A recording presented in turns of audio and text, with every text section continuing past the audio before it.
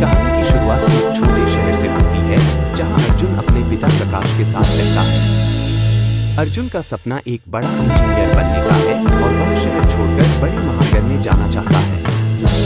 उसके पिता प्रकाश एक छोटे से कारखाने में काम करते हैं और उनकी सोच थोड़ी पुरानी है।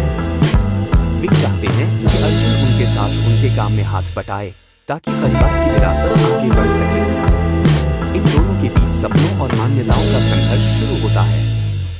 अर्जुन को लगता है कि उसके पिता उसे समझते नहीं हैं। अर्जुन को एक प्रतिष्ठित इंजीनियरिंग कॉलेज में प्रवेश मिल जाता है, लेकिन यह कॉलेज बहुत महंगा है।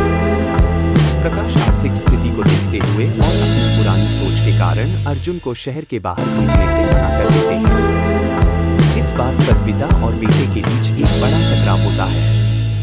अर्जुन को लगता है कि उसके पिता उसके सपनों की परवाह नहीं करते, जबकि प्रकाश को लगता है कि वह अपने बेटे को दुनिया की कठोर सच्चाइयों से बचा रही है। निशा, माँ, इन दोनों के बीच संतुलन बनाने की कोशिश करती है। अर्जुन हार नहीं मानता। वह चुपके से एक स्थानीय बैंक से शिक्षा ऋण लेने की कोशिश करता है और अपनी माँ की मदद से कुछ पैसे भी इकट्ठा कर लेता है। वह अपने पिता से बिना बात किए अपने सपनों को पूरा करने के लिए घर छोड़ देता है। प्रकाश को जब इस बात का पता चलता है तो वह बहुत दुखी होते हैं। उन्हें लगता है कि उनका बेटा उनसे दूर हो गया है। अर्जुन महानगर में पहुंचता है।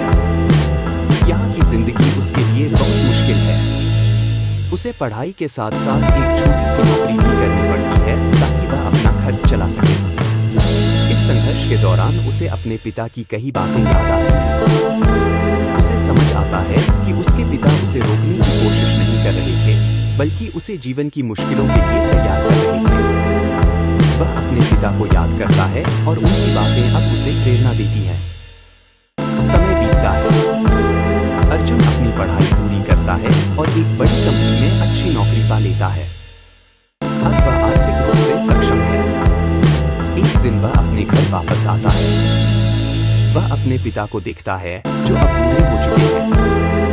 वे दोनों चुप रहते हैं क्योंकि उनके बीच बोलने के लिए बहुत कुछ है, पर शब्द नहीं मिल रहे हैं। अर्जुन अपने पिता को अपने काम की जगह पर ले जाता है। वह उन्हें दिखाता है कि उसने कैसे उनकी शिक्षाओं को अपने जीवन में लागू किया है।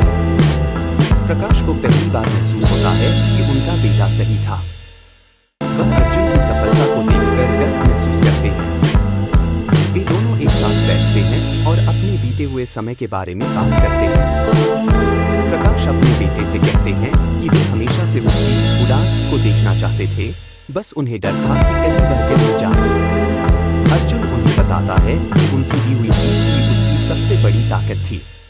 कहानी का अंत पिता और बेटे के बीच एक मजबूत और सम्मानजनक रिश्ते के साथ होता है, जहां वे एक दूसरे के सपनों और अनुभवों का सम्मान करते हैं।